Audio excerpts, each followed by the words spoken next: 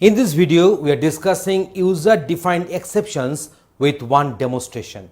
So here is the demonstration for you. So in this session, we are discussing user-defined exceptions. We have defined one class. The name of the class is voters eligibility, which is inheriting the class exception. And this voters eligibility class is having one method, that is a constructor we have defined, and from the constructor we have called the base class constructor, that is using the method super. Here the base class is our exception. So voters eligibility is one user defined class which is inheriting the base class, that is our exception, and this voters eligibility is having one constructor. From the constructor we have called the super method to call the base class constructor. So now let us come to the other part of the program code. Within the try block, age has been initialized with 12, and if age is less than 18, then raise voters eligibility. So here we are using the user defined exception. So that's why we're manually raising the exception, that is the voters eligibility.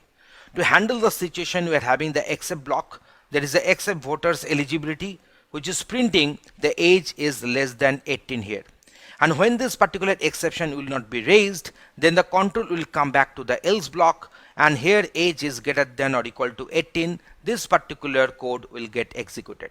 So now let us go for the execution for the better understanding. You see the age is less than 18 is getting printed.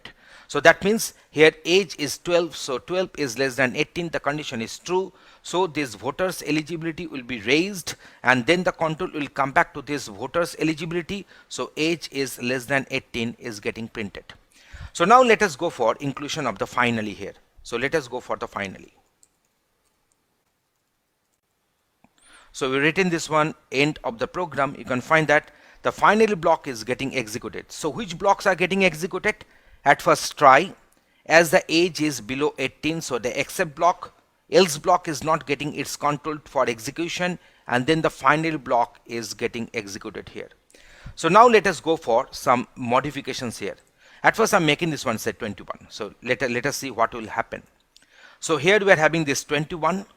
So except, so the raise voters eligibility will not be executed, the exception will not be raised.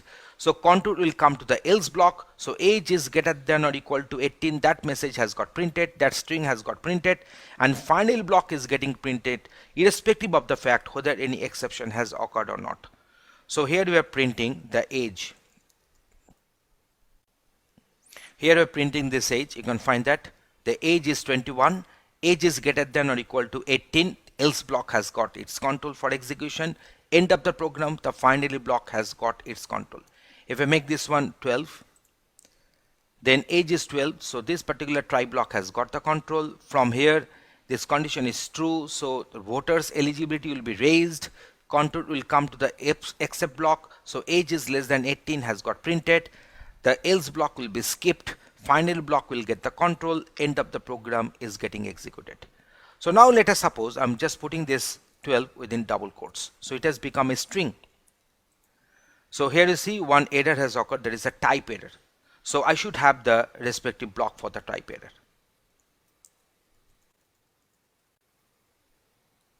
So age is not numeric, so that is a type error. You can find that age is 12, so the try block has got its control and got the execution. Now you see here we are performing this check, that means age is less than 18, so age is a string, so this comparison cannot be done. So age is not numeric, so the respective type error will be raised automatically. We are not raising. When this comparison will be done, then the system will be raising this type error. So control will come to this except type error, and age is not numeric, that particular string is getting printed, and then the final block is getting printed, is getting executed, and the statement is getting printed. So you are getting this idea how these user defined exceptions can be written in our Python. Thanks for watching this video.